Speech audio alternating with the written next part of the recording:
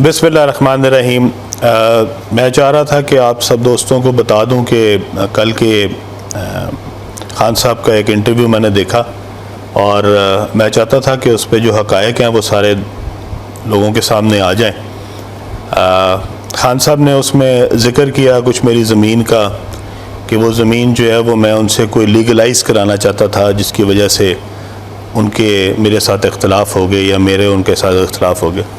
तो पहली बात तो मैं कैटेगोरिकली बताना चाहता हूँ कि 2010 से 2018 तक मैं इमरान खान के साथ था, और जब मैं 2010 में इमरान खान साहब के साथ हुआ था, ये सोसाइटी मेरे पास उस वक्त भी मौजूद थी और ये सोसाइटी मैंने ख़रीदी थी क्योंकि 2010 में भी मैं अपोजिशन में था और उस वक्त भी मुझे कोई NOC नहीं देता था, कोई अप्रूवल नहीं देता था। तो मैंने एक अप्रूवल के साथ एक सोसाइटी ख़रीदी थी जिसकी अप्रूवल मेरे से जो पहले मालिकान है उन्होंने हासिल किए हुए थे, और 2010 से लेके आज तक 2022 तक वो सोसाइटी मेरे पास मौजूद है और उसी में उसकी एक्सटेंशन हुई है। खान साहब वहाँ पे तशरीफ़ ला चुके हैं। मेरे वालिद साहब की जब वफ़ात हुई तो उसकी तदफीन पे खान साहब वहाँ पे तशरीफ़ लाए थे, इसलिए उन्होंने वो सोसाइटी उस वक्त भी और उसके अलावा बाद में भी कई दफ़ा देखी है। और अगर मुझे ये पता होता कि 2010 में मैंने इमरान खान का साथ इसलिए देना है क्योंकि 2018 में इमरान खान साहब ने वज़ीर आज़म बनना है और उसके बाद मैंने वहाँ पे 300 एकड़ ज़मीन ख़रीदनी है और उसको बाद में लीगलाइज इनके लिए कराना है, तो बहुत ही मेरा इसका मतलब है मेरा विजन को बहुत ही दूर का है कि मैं 8 साल 10 साल पहले ही मुझे पता लग गया था कि यहाँ पे 300 एकड़ ज़मीन ख़रीदूँगा और उस दिन इमरान खान वज़ीर आज़म होंगे जिनसे मैं ये जाके लीगलाइज़ करवाऊँगा। हक़ाइक़ ये हैं कि ये ज़मीन जो है ये 300 एकड़ नहीं है, मेरे पास सोसाइटी में 3000 एकड़ से ज़्यादा ज़मीन मौजूद है। और ख़ान साहब जिस 300 एकड़ की बात कर रहे हैं कि उसका शायद वो ये बताना चाह रहे हैं कि वो ज़मीन जो है वो उसका स्टेटस तब्दील हो रहा है, क्योंकि मैंने वहाँ पे ज़मीन कोई जो है वो एक्वायर नहीं कराई, मैंने वहाँ के लोकल ज़मींदारों से ज़मीनें ख़रीदी हैं और वो 3000 एकड़ हो या 10,000 एकड़ हो उसमें से एक इंच ज़मीन भी जो है वो सरकारी नहीं है।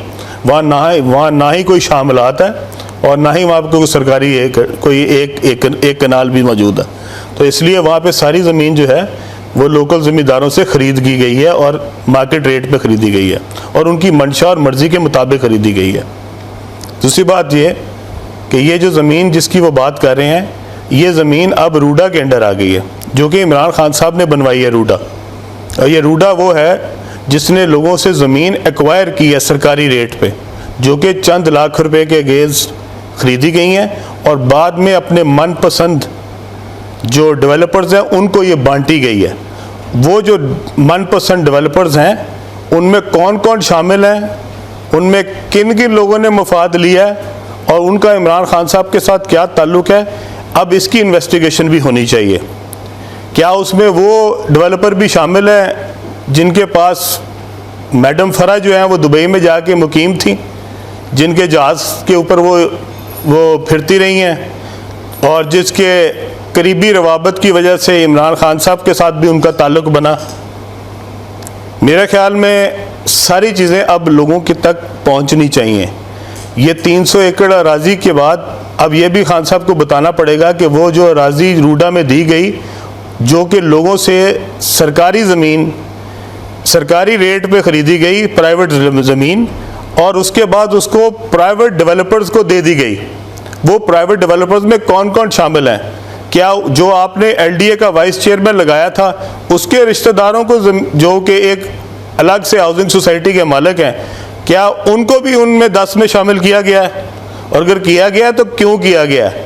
और आपने किन किन लोगों को उसके अंदर मफाद दिया है? उसके अंदर क्या अलीम खान भी शामिल है? और अगर अलीम खान शामिल है तो आप बताएं। और अगर इसके अलावा कोई और प्रोजेक्ट जिसमें आपका एक बिजनेस डिस्ट्रिक्ट भी है, क्या उसकी खरीदो फरोख्त में भी अलीम खान शामिल है तो उसका नाम भी बताया जाए। और अगर अलीम खान शामिल नहीं है तो कौन कौन शामिल है? आपने जो प्रोजेक्ट बनाए जो बड़ी आवाम की फलाह के लिए थे, जिसमें से सरकारी रेट पे औने पौने लोगों से ज़मीन एक्वायर की गई, वो ज़मीन क्यों एक्वायर की गई? उन लोगों से मार्केट रेट पे क्यों नहीं खरीदी गई?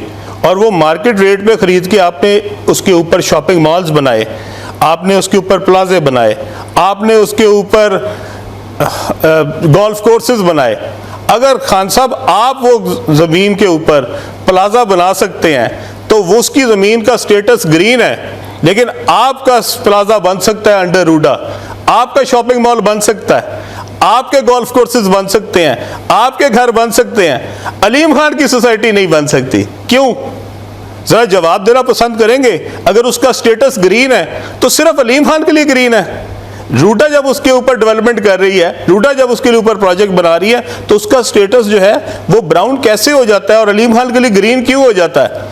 खान साहब, जिस दिन आप मेरे पास आए थे अपने जलसे के लिए पैसे मांगने, मैं आपके घर नहीं गया था, आप मेरे घर आए थे मियां महमूद रशीद और फरीदुद्दीन साहब को साथ लेके, ठीक है। और मैं जिस दिन 2002 में हलफ लेने गया था, जब मैं पहली दफ़ा MPA बना था, तो खान साहब मैं जिस गाड़ी पे गया था आज भी उसका बेहतरीन मॉडल मेरे पास मौजूद है। मैं जिस घर में रहता था आज भी उसी घर में रहता हूँ। मैंने अपनी सियासत में से लगाया ही है, कमाया कुछ नहीं है। और अगर आपसे ज़्यादा इसको कौन जानता होगा कि जिस दिन PTI पे बुरा वक्त आया, जिस दिन कोई मुश्किल दिन आया, उस दिन सबसे पहले कौन आपके पास आया? और PTI के एक एक जलसे से लेके, एक एक धरने से लेके हर मुश्किल वक्त में आपके लिए क्या मैं इसलिए खड़ा था क्योंकि 2018 के बाद आपने एक दिन वजीर आज़म बनना था और मैंने उसमें से 300 एकड़ केराल ज़मीन जो है, 300 एकड़ अराजी जो है, वो आपसे मैंने उसका स्टेटस तब्दील कराना था। बस आपको यही इल्ज़ाम मिला अलीम खान पे लगाने के लिए। तो खान साहब, मेरे ख्याल में हम सब की इज़्ज़त इसी में है कि आप भी इज़्ज़त और एहतराम से मेरा नाम लें, ताकि मैं भी उसी तरह आपका नाम जो है वो इज़्ज़त और एहतराम से लेता रहूं। अगर आप मेरे बारे में बोलना शुरू करेंगे और मुझ पे इल्ज़ाम लगाएंगे तो चुप मैं भी नहीं रहने वाला। और फिर जब हमने एक दूसरे को बारे में बोलना शुरू किया तो मेरे ख्याल में इसमें आपको कोई फ़ायदा नहीं होगा, आपका शायद नुकसान ही हो जाए। तो बेहतर यही है कि मैंने भी इतने दिन से अपना मुंह बंद रखा हुआ था। मैं भी चाह रहा था कि कोई बातें जो हैं वो दिल की दिल में ही रह जाएं, लेकिन अगर आप खुलवाना चाहते हैं तो फिर सारी खुलनी चाहिए। और फिर मैं आपसे चाहता हूं कि आप आएँ, किसी चैनल पे बैठें, साथ मुझे भी बिठाएं, साथ जहांगीर तरीन को भी बिठाएं, और फिर लोगों के सामने सच बोलते हैं हम तीनों। फिर पता लगे आपका कि आप क्या कह रहे थे और हम क्या कह रहे थे, आपका क्या मौक़िफ़ था, हमारा क्या मौक़िफ़ था। जिस दिन चाहें, जिस जगह चाहें, जिस चैनल पे चाहें, जितने घंटों के लिए चाहें, आए प्रोग्राम करते हैं। ज़रा अवाम को पता तो लगे कि असल चेहरा क्या है, अलीम खान का चेहरा क्या है, इमरान खान का चेहरा क्या है और जहांगीर तरीन का चेहरा क्या है। कितने को मफाद लिए हैं मैंने आपसे, आपको ये बताना पड़ेगा लोगों को कि मैंने कितने मफाद लिए थे आपके, जो मैं आपके साथ 10 साल लगा रहा। आपने मुझे आखिर में सिर्फ मेरा जो मोल है वो ये लगाया कि मैंने 300 एकड़ ज़मीन जो है वो आपसे उसका ज़मीन का स्टेटस तब्दील कराना था, जबकि मेरे पास खान साहब इस वक्त सारी ज़मीनों शायद 10,000 एकड़ से भी ज़्यादा है। तो मुझे आपकी 300 एकड़ ज़मीन के लिए आपके साथ मैंने 10 साल लगाए, दिन रात मेहनत की, कोशिश की, मेहनत की, और आपने आखिर में मुझे 300 एकड़ के ऊपर जो है वो इल्ज़ाम लगा दिया। मुझे तो बहुत शर्म आई कि मेरी सारी जितनी मेहनत थी और जितनी सारी कोशिश थी उसका आपने ये मोल लगाया। मैं आज भी कहता हूँ कि आज भी आप लोगों को असल चेहरे दिखाएं, असल बात बताएं। आपने लोगों पे पहले कहा कि साजिश हुई थी, अमेरिका ने साजिश की थी, और उसमें ये लोग जो हैं ये अमेरिकन लोगों को मिलते रहे हैं। और मैंने पिछली दफ़ा भी अपनी प्रेस कॉन्फ्रेंस में बताया था कि मैं आपके घर में मिला था अमेरिकन एम्बेसडर को, मैं EU के एम्बेसडर को आपके घर पे मिला था, मैं खान साहब इंग्लैंड के एम्बेसडर को आपके घर पे मिला था।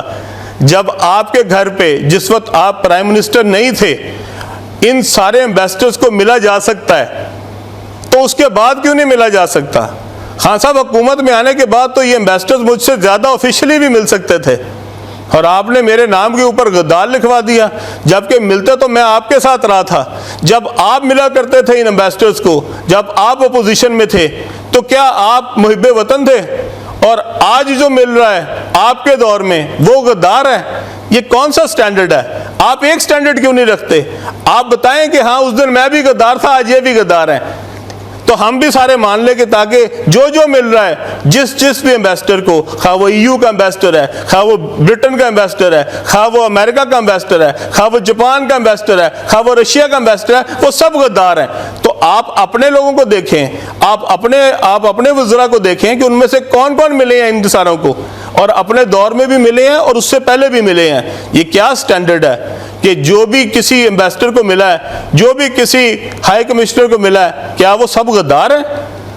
आपसे हमें सर्टिफिकेट लेने की जरूरत नहीं है कि कौन गद्दार है कौन नहीं गद्दार है। मैंने आपको पिछली दफा भी कहा था, हम सबको पता है हमारे अंदर क्या है इस मुल्क के लिए। अगर इस मुल्क के लिए मेरे अंदर जज्बा ना होता तो मैं कभी 10 साल अपोजिशन में आपके साथ ना खड़ा होता, मैं हुकूमत के साथ होता उस दिन और अपना फायदा ले रहा होता। आपके वो तमाम जो आपके क्लोज तरीन डेवलपर्स थे वो हमेशा हुकूमत के साथ खड़े हुए हैं। खान साहब, ये वही लोग हैं जो आपके जलसे में, जब हमने आपके जलसे के लिए 2 मिनट के लिए मांगी थी जगह कि हमें सिर्फ आपका हेलीकॉप्टर उतारने दें, तो आगे से उसी डेवलपर ने, जिसको आपने बाद में बहुत नवाजा, मुझे जवाब दिया था कि अलीम खान, मैं कारोबारी आदमी हूं, मैं अलीम खान नहीं हूं। और आपको पता है कि वो किसने जवाब दिया था। खान साहब, आपको सब पता है, सबकी हकीकतें पता है, और जो करता रहा है आपको सब पता है। लेकिन यह है कि आज मसलियत के तहत हम भी चुप हैं, हम भी कोशिश कर रहे हैं कि इज्जत बनी रहे, भरम बना रहे, आपका भी बना रहे। आप सियासत करें, लोगों को वर्गलाएं, लोगों को झूठ दिखाएं, वो दिखाएं जो आप असल में नहीं हैं। लेकिन मैं जिस दिन बोलूँगा मैं तो वही बोलूँगा जो असल है।